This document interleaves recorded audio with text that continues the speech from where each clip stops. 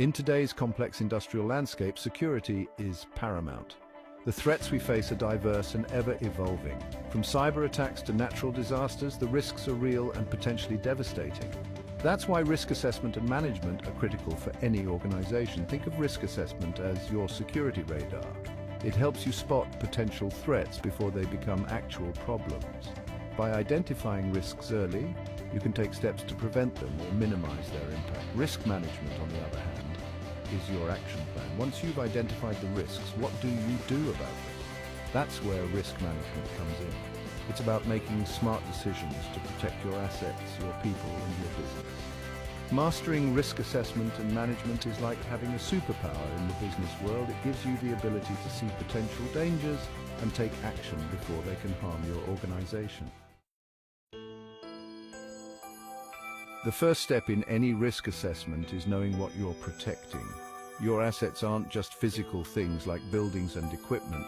They include your people, your data, your reputation, and even your intellectual property. Each of these assets has value, and each can be vulnerable to different types of threats. Start by making a comprehensive list of all your assets. Once you have your list, assign a value to each asset. Now comes the tricky part. Identifying vulnerabilities. A vulnerability is any weakness that could be exploited to harm your assets. This could be a physical vulnerability, like an unsecured door, or a digital one, like outdated software. Look at each asset on your list and ask yourself, how could this be damaged, stolen, or compromised? These gaps in your security are vulnerabilities too. By thoroughly identifying your assets and vulnerabilities, you're laying the groundwork for all your future risk assessment and management efforts. Now that you know what you're protecting and where you're vulnerable, it's time to analyze the risks. Qualitative risk analysis is like taking the temperature of your security situation. It's not about hard numbers, but about getting a feel for the landscape of threats you're facing. One common qualitative technique is the risk matrix. Picture a grid with likelihood on one axis and impact on the other. For each risk you've identified, you estimate how likely it is to occur and how severe the consequences would be. By plotting these on your grid, you get a visual representation of your risk landscape. Another qualitative tool is scenario analysis. This involves creating detailed what-if scenarios for different risks. Don't forget about expert judgment. Qualitative analysis may not give you precise probabilities, but it can provide a rich, nuanced understanding of your risk environment. While qualitative analysis gives you the big picture, quantitative analysis helps you put numbers to your risks. This approach uses data and mathematical models to calculate the likelihood and potential cost of various threats. One key concept in quantitative analysis is annual loss expectancy, ALE. To calculate ALE, you multiply the probability of an incident occurring in a year by the expected loss from that incident. Another useful tool is Monte Carlo simulation. This technique uses computer models to run thousands of possible scenarios, taking into account the variability and uncertainty in your risk factors. It can help you understand the range of possible outcomes and the likelihood of different scenarios. Don't forget about historical data analysis. If you have records of past security incidents, these can be goldmines of information. Just remember that past performance doesn't always predict future results, especially in the fast-changing world of security threats. Section 5 is SWOT analysis for security risk evaluation. SWOT stands for strengths, weaknesses, opportunities, and threats. By applying this framework to your security situation, you can gain a well-rounded view of your risk landscape and identify areas for improvement. Let's start with strengths. These are the things you're doing well in terms of security. Identifying your strengths helps you know what to protect and build upon. Weaknesses, on the other hand, are your vulnerabilities. Be honest about your weaknesses. They're opportunities for improvement. Opportunities in a security context might seem counterintuitive, but they're crucial. These are external factors that could enhance your security if you take advantage of them. Threats, of course, are the external factors that could harm your organization. By looking at all four aspects together, you get a comprehensive view of your security situation. Section 6, physical security measures, the first line of defense. When we think of security, physical measures often come to mind first. These are the tangible defenses that protect your assets from theft, vandalism, and unauthorized access. Let's start with surveillance. Security cameras are more than just deterrents. They're your eyes when you can't be there in person. Modern systems can integrate with AI for real-time threat detection and analysis. But remember, cameras are only as good as the people monitoring them. Access control is another crucial element of physical security. This isn't just about locks and keys anymore. Biometric systems, smart cards, and multi-factor authentication can provide robust protection while still allowing efficient access for authorized personnel. The key is to find the right balance between security and convenience. Don't underestimate the importance of human security personnel.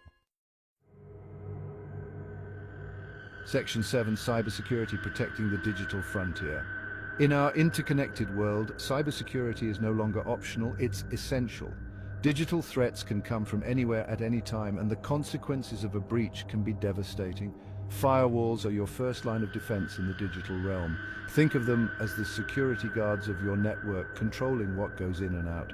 Next-generation firewalls can provide deep packet inspection, intrusion prevention, and even application-level controls. Make sure your firewall is up to date and properly configured for your needs. Encryption is like a secret code for your data.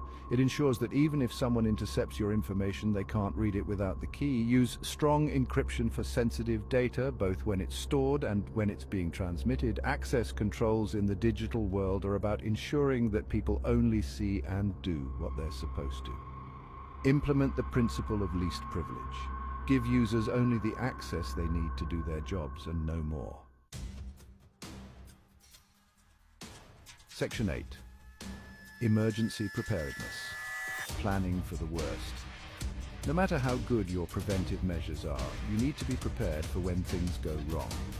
Emergency preparedness is about having a plan in place before disaster strikes. Start by identifying potential emergencies. What could go wrong? Natural disasters, power outages, cyber attacks, physical security breaches, the list can be long.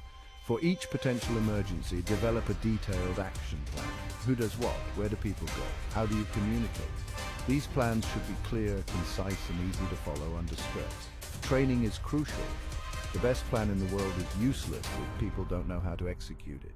Regular drills and simulations can help your team internalize the procedures. Make these exercises as realistic as possible. The more you sweat in training, the less you bleed in battle, as they say. Section 9. Response strategies when crisis strikes. When an emergency does occur, how you respond in the first few minutes can make all the difference.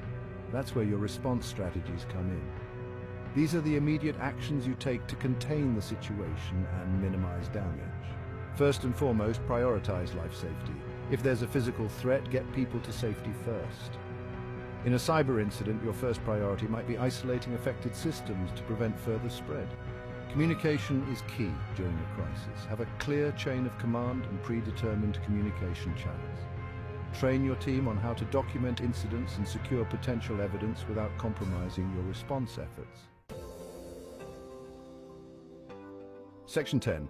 Business continuity and crisis communication. After the immediate crisis is handled, your focus shifts to getting back to normal or as close to normal as possible. This is where business continuity planning comes in. It's about minimizing disruption and maintaining essential functions even under adverse conditions. Start by identifying your critical business functions. What absolutely needs to keep running? For each of these functions, develop backup plans. Crisis communication is a crucial part of business continuity. How will you keep stakeholders informed? This includes employees, customers, partners, and sometimes the general public. Develop messaging templates in advance for various scenarios. Once the crisis is over, conduct a thorough review. Section 11, Conclusion: the rewards of effective risk management.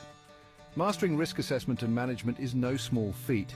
It requires diligence, foresight, and a commitment to continuous improvement. But the rewards are well worth the effort. Effective risk management isn't just about avoiding disasters, it's about creating a resilient organization that can thrive in an uncertain world. By thoroughly assessing your risks, you gain a deeper understanding of your organization. This knowledge is power. It allows you to make informed decisions about where to invest your resources for maximum impact. Effective risk management gives you peace of mind.